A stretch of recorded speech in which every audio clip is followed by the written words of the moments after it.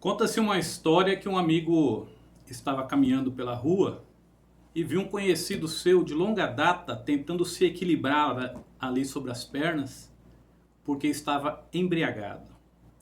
E ao perceber a dificuldade que essa pessoa estava para se manter em pé, ele então se aproxima, comovido pela situação, conhecia a família, conhecia os filhos daquele homem, e ele então estende o braço para aquele homem, e aquele homem então se apoia nele, eles vão caminhando, e ele diz para ele, eu vou te levar para a tua casa.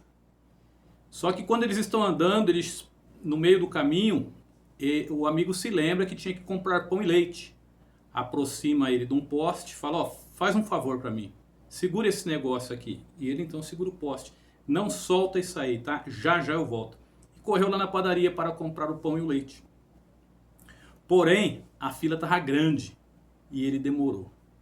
A hora que ele deu uma olhada pro amigo, o amigo percebeu que estava olhando e gritou para ele assim, ô meu, vai logo aí, senão vou deixar esse negócio cair e vou embora. Com essa história, nós queremos introduzir o provérbio de hoje, provérbio 23, do verso 29 ao 35, que nos diz assim, para quem são os ais? Para quem são os pesares? Para quem as pelejas? Para quem as queixas? Para quem as feridas sem causa e para quem os olhos vermelhos? Para os que se demoram perto do vinho, para os que andam buscando bebida misturada. Não olhes para o vinho quando se mostra vermelho, quando resplandece no copo e se escoa suavemente. No fim picará como uma cobra e como basilisco morderá. Os teus olhos olharão para mulheres estranhas e o teu coração falará perversidades. E serás como o que se deita no meio do mar e como o que fica no topo do mastro. E dirás, espancaram-me e não doeu. Bateram-me e nem senti. Quando despertarei, ainda tornarei a buscá-la outra vez. Salomão, neste provérbio, vai falar da insensatez da pessoa que se entrega à vida da bebida. Ele vai dizer assim, para quem são os ais? Existem muitas pessoas que reclamam ao olhar para a sua história, ao olhar para o seu passado, e muitas pessoas que reclamam até da própria situação atual.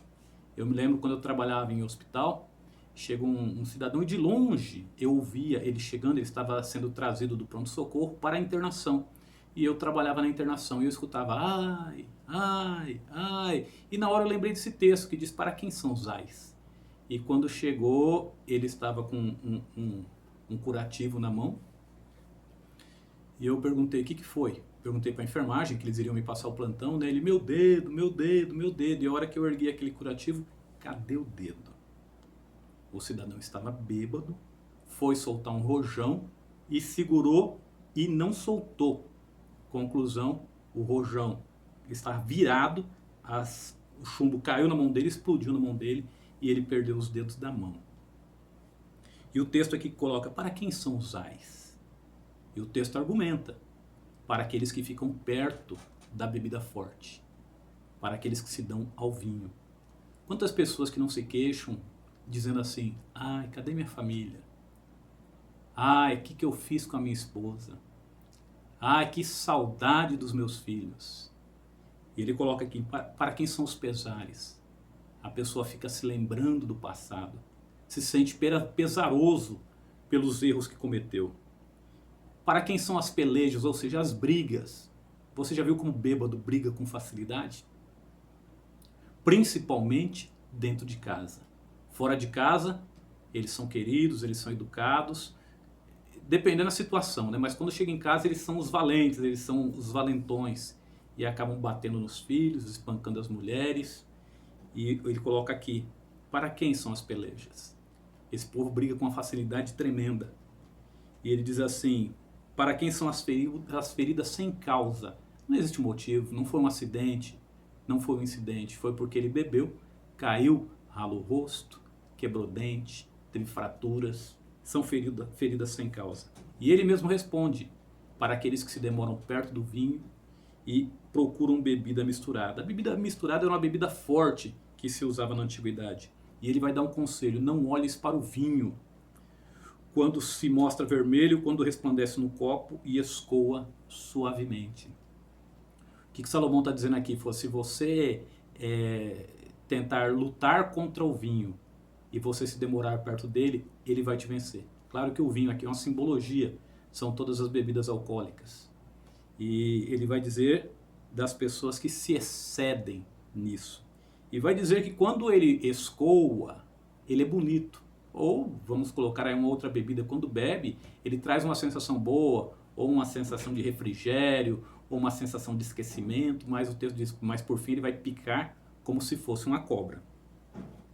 E vai dizer assim, você vai fazer coisas que você não costuma fazer, você vai olhar para as mulheres estranhas. Quantas pessoas que não se tornaram infiéis no casamento porque estavam embriagados.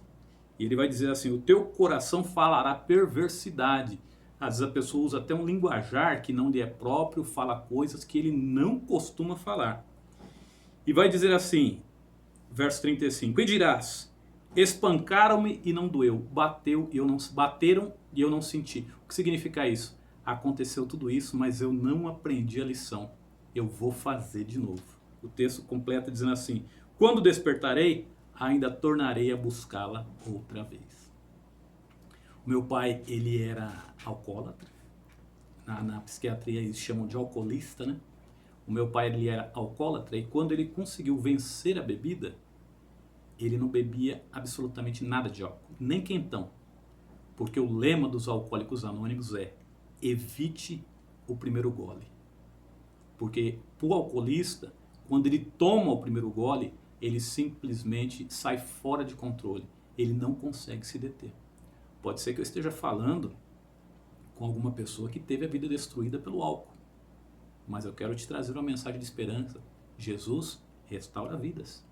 Meu pai, ele deixou de beber e ainda pôde desfrutar da família e da companhia dos filhos por muitos anos ainda, depois que deixou de beber. Jesus liberta. Que Deus te abençoe e até a próxima.